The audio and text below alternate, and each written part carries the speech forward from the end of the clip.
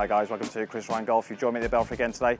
We're at the PGA National Golf Academy and we're out on the drive range and we're going to talk about the impact alignments and how our upper body and our lower body should work to be in the correct alignment at impact. So hopefully we'd all be fairly comfortable with the importance of alignment at setup. So if we're trying to hit this ball up there, you can see my target line, then we'd hopefully all be fairly comfortable with the fact that we need to stand parallel to that target line for the majority of the golf shots we're trying to hit, provided we're trying to hit them pretty straight.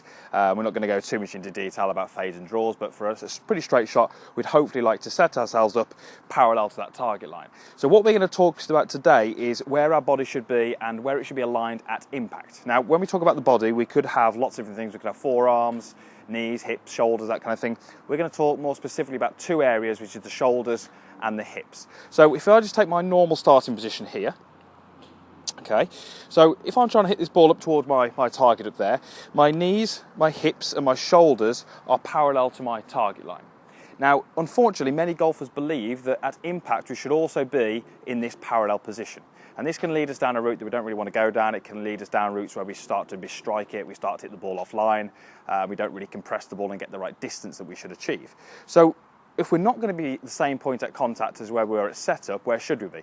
Well, just for the demonstration here, we're going to pick up this alignment stick on the floor. So we're first of all going to talk about the hips. Okay, so I'm going to take my starting position here. I'm just going to sort of represent where my hips are at setup. So hopefully that's pretty parallel to where I'm trying to go.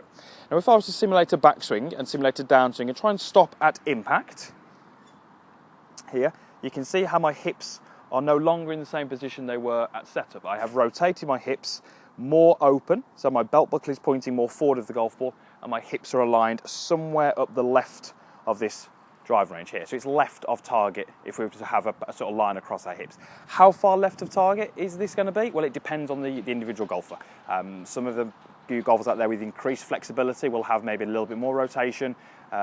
Those of you with less flexibility will have some less rotation.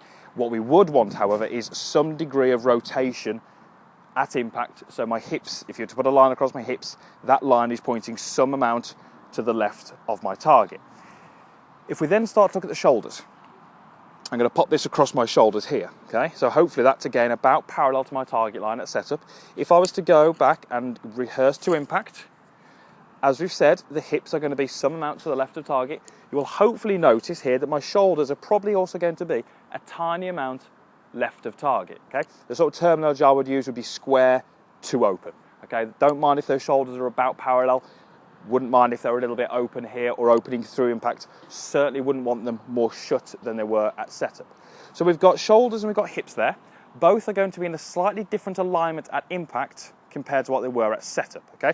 We'll go through that again. My hips are going to start here, but impact would be more in this position, and shoulders would start here, and through my impact would be slightly more open than they were at setup. Now that's really, really important for a couple of different things. One, it helps with the sequence. If we start to get the right sequence in our downswing, so we're going from the ground up, that will allow us to get the hips a little bit more open at impact than they were at setup. So it's good for sequencing if we do achieve these positions. The other thing it will tend to do is it will help us get a good sort of impact and post-impact position here, okay? I've got my hips rotated, my shoulders are beginning to open. That allows me to keep my arms a little bit straighter for a little bit longer. We do see lots of golfers who are quite square on, who struggle to keep those arms straight, and we'll start to get a look of this through their impact, and that's not really going to be the best thing for good strikes and good shots, okay? So for a lot of golfers, this is just being aware of where the certain body segments should be. I say many golfers are actually standing there on the driving range, on the practice area, trying to rehearse and trying to feel that their impact is very similar to their setup. And what we've just said there is the impact and the setup are going to look quite different. I've got a lot more rotation here and certainly a little bit more rotation here, okay?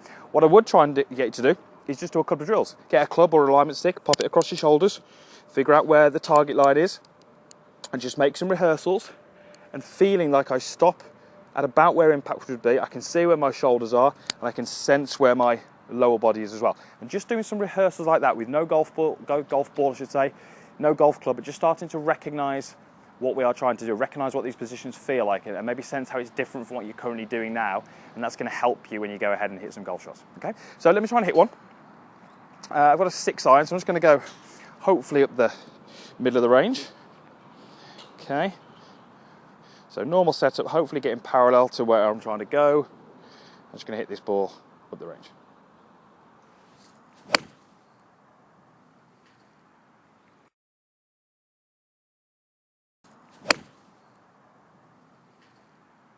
Okay, pretty good. So give it a go. Go to the drive range and maybe have a look. If you do get a chance to video your golf swing, have a look at video, slow it down, have a look at the impact, see where you are. Does that relate to impact?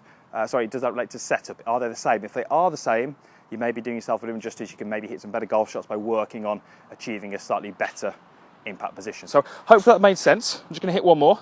It might allow you to hit some better golf shots, generally with a little bit better strike and therefore a little bit more distance as well. So just hit one more. Okay, so hopefully the video made sense. Go and practice it, give it a go. You don't need a golf ball, you don't need a drive range, you can practice it at home, but it does help if you can do it on the drive range and then go ahead and hit some golf balls. So thanks for watching the video. If you liked it, click the like button. If you've got any comments, you can post those in the boxes down below. And if you haven't already, please click the subscribe button as well. The subscription is free, the videos are free. You'll get first access to them. Different content going up each week, a couple of videos a week, different topics, as I say, different content. Hopefully can help you play some better golf, hit some better shots and shoot some lower scores. So thanks again for watching and we'll see you again next time.